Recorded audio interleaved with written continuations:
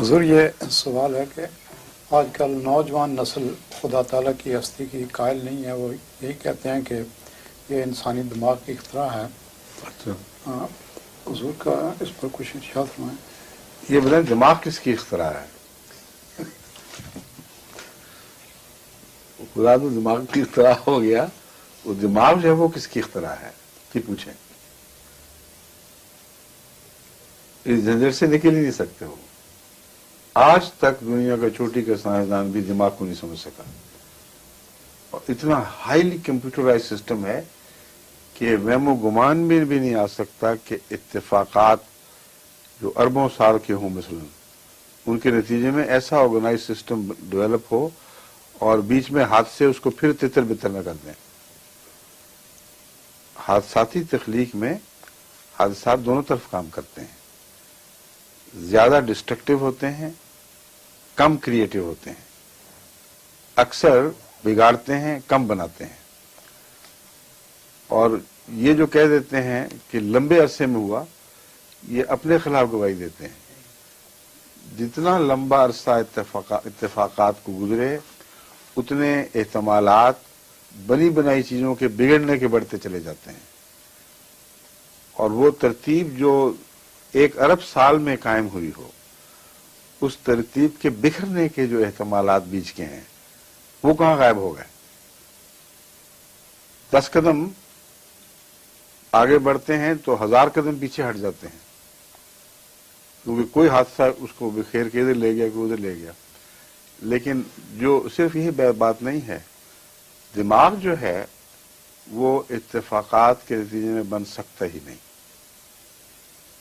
کوئی معقول سائنسدان دماغ کو یہ بالارادہ کہہ کر کے یہ اتفاقات سے بن سکتا ہے، یہ نہ کہتا ہے، نہ اس نے کبھی کہا ہے، نہ اس کو جرت ہے، اس لیے خاموشی سے گزر جاتے ہیں۔ جو ان لوگوں کا ظلم ہے وہ یہ ہے کہ جہاں خدا کی ہستی کے نشانات بڑے نمایاں ہوں وہاں آنکھیں بند کر لیتے ہیں اور اس طرح بائی پاس کر جاتے ہیں جیسے واقعی کوئی نہیں ہوا۔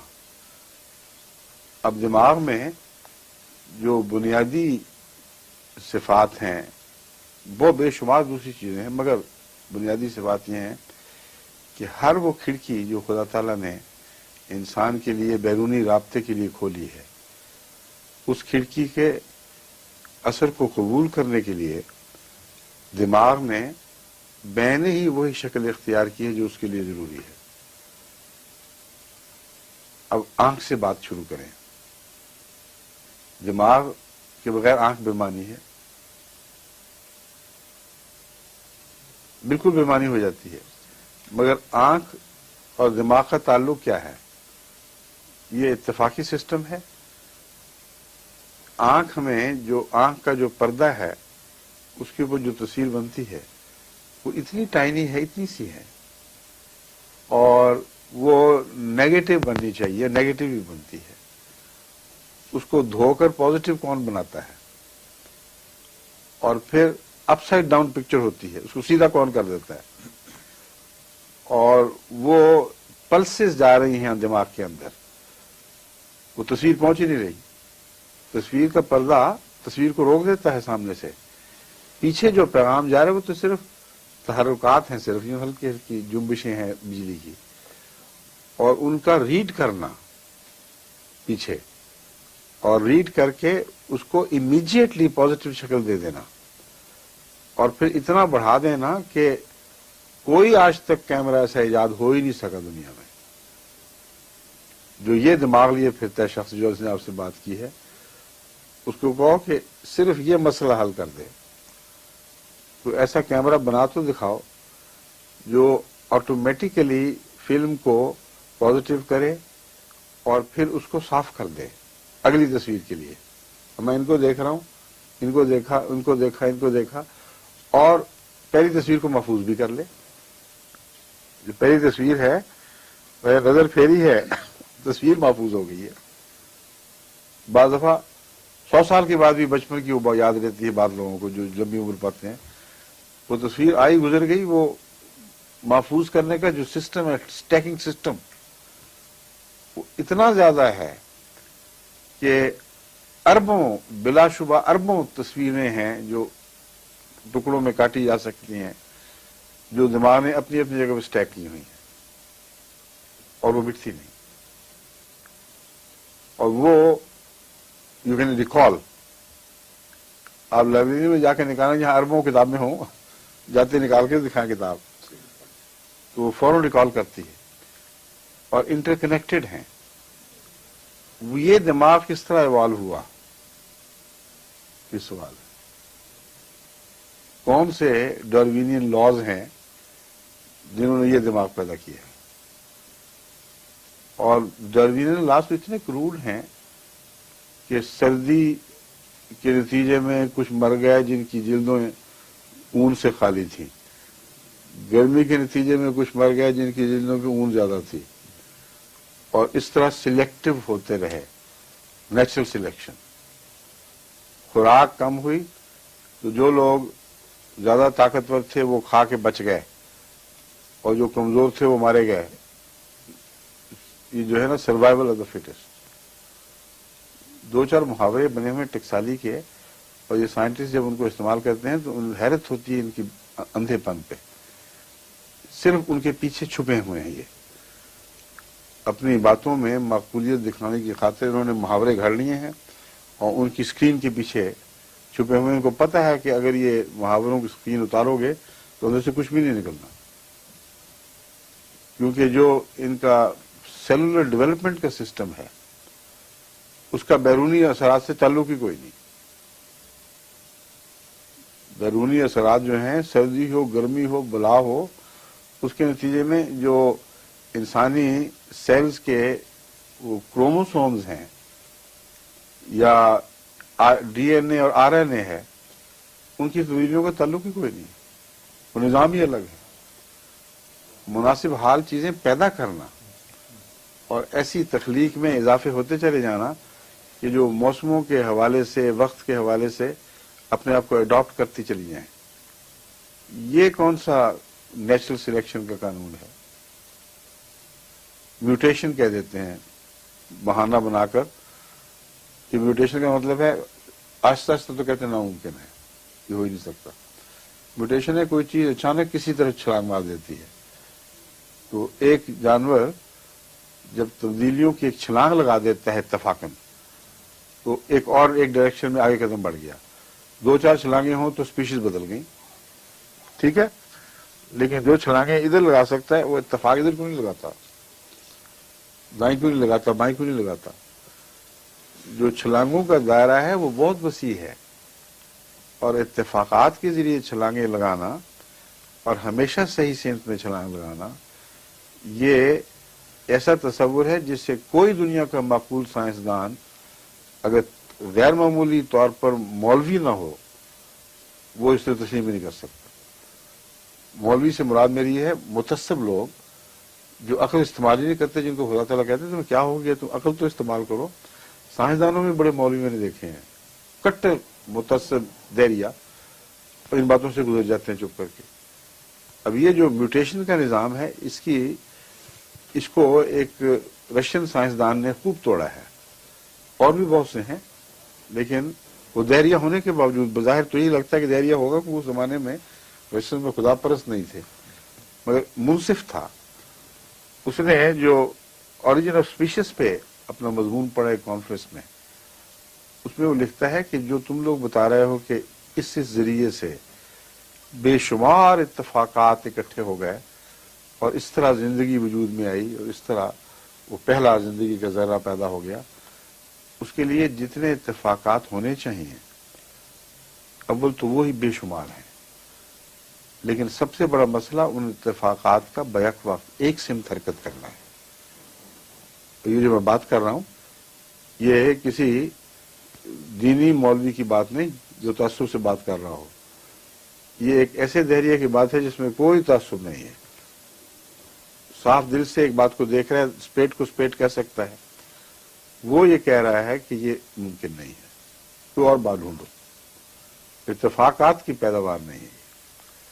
کہتا ہے میز جس پر میں کام کر رہا ہوں میرے سامنے ہے، جس پر میرے کاغذ پڑے ہوئے ہیں، کہ تم سب سائنٹسٹ جانتے ہو کہ اس کے اندر سے بے شمار ایٹمز اور مالیکولز چھلانگیں مار مار کے اٹھ رہے ہیں، کوئی ادھر نکل رہا ہے، کوئی ادھر نکل رہا ہے، ہمیں نہیں پتہ لگتا. لیکن یہ شوٹنگ جو ہے ہر وقت، یہ ہر جگہ ہو رہی ہے، ہمارے جسم میں سے بھی ہو رہی ہے، رومال میں سے جو میں نے پکڑا وہ بھی ہو رہی ہے.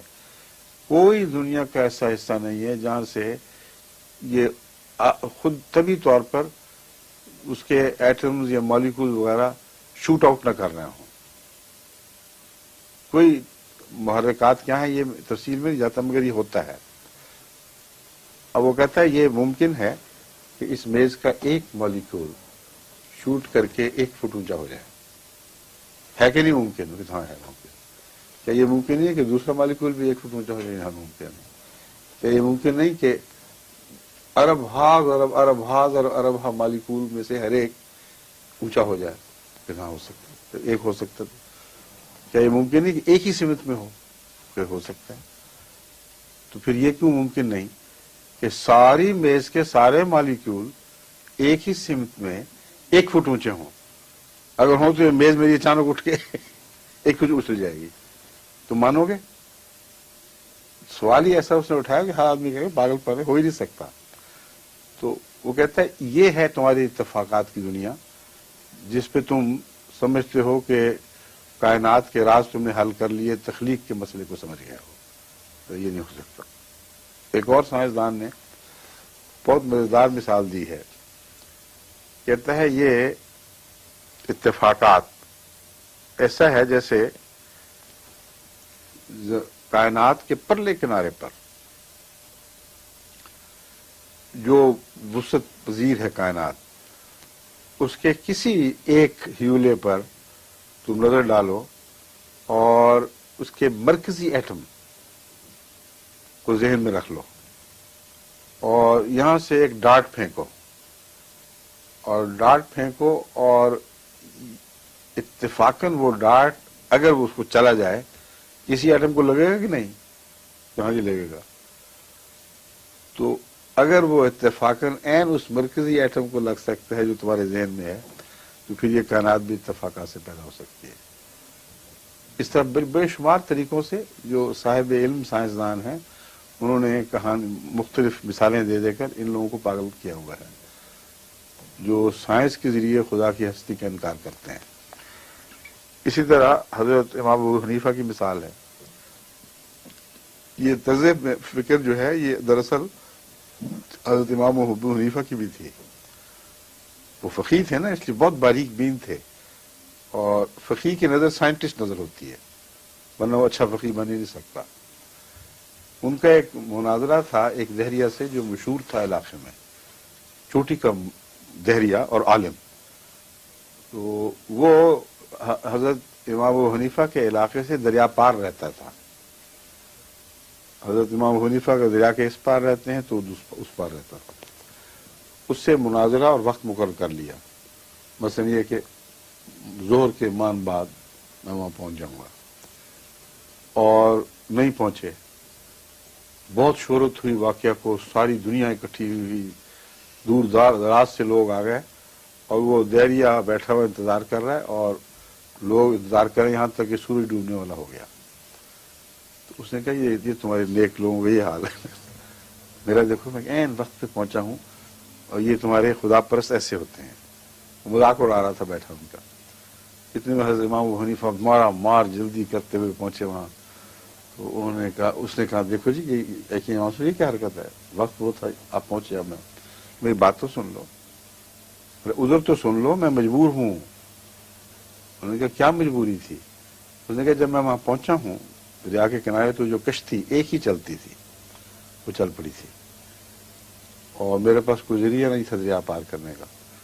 کہ اتنے میں نے دیکھا اتنی تیز آندھی چلی ہے کہ درخت اکھڑے ہیں، اور درخت اکھڑے ہیں تو پھر کسی جگہ سے کوئی ورکشاپ بھی اکھڑی ہے، اور آرے جو تھے وہ ہوا کے زور سے عین درختوں پر چلنے لگے، اور کسی آرے نے آڑا کاٹا، کسی نے ترچھا کاٹا، اور وہ تختے بننے شروع ہو گئے. کہتے میں قدرت دیکھ کے حیران رہ گیا. میں نے کہا واہ واہ عجیب آندھی ہے. اور پھر جب وہ تختے بنے تو بگولا اٹھا انہوں نے ان کو اکٹھا کر دیا. اتنے میں نے دیکھا کہ کیلوں کی بارش شروع ہو گئی. किसी जगह कीलों का ढेर था लोहार का, और पीछे पीछे हथौड़े आ गए, और वो हथौड़े चले हैं और उन्होंने उनको तख्तों को बांध दिया। इतने में देखते देखते कश्ती बन गई। मैंने कहा अब मजीद इंतजार ठीक नहीं, चप्पू भी साथ ही बन चुके थे कि मैं रो करके तुम्हें यहाँ पहुंच गया। उसने कहा झूठ बोलते हो तो तुम मान सकते हो बात? मैंने कहा ये नहीं मान सकते, ये मान सकते हो कि सारी कायनात थी, तुम, तुम्हारी आंखें, तुम्हारा नाक, तुम्हारे कान, तुम्हारा दिमाग, ये सब इसी तरह इत्तेफाक से हो गए, तो बहुत बड़े इत्तेफाकात हैं जो तुम मानते हो। ये तो मामूली कश्ती क्या चीज है? तो ये है वो दलील जो आज तक साइंसदानों के काम आती है। ये नहीं कि अबू हनीफा से सीखी है, मगर जो साहिब फरासत लोग हैं एक तरीके पे सोचते हैं। अब इसको कोई झूठ नहीं कह सकता। जो झूठ कहते हैं वो वही बेवकूफ है जो इब्राहिम अलैहिस्सलाम के मुनाजरे को भी झूठ कह देते हैं। झूठ का कोई सवाल नहीं, ये तर्ज मुनाजरा है, तर्ज इस्तदलाल है, और उसके नतीजे में हक जाहिर होता है, झूठ जाहिर नहीं होता। बस वो तर्ज इस्तदलाल जो हक साबित करे उसको झूठ कह ही नहीं सकते। ठीक है, अब वक्त हो गया, अब तो सचमुच का हो गया मेरे ख्याल में। तो जनाब मुट्ठी वाले कहाँ हैं जो हमें मुट्ठियां दिखाया करते हैं वक्त की निशानियां? आ गया तो हाँ। हो गई? अच्छा।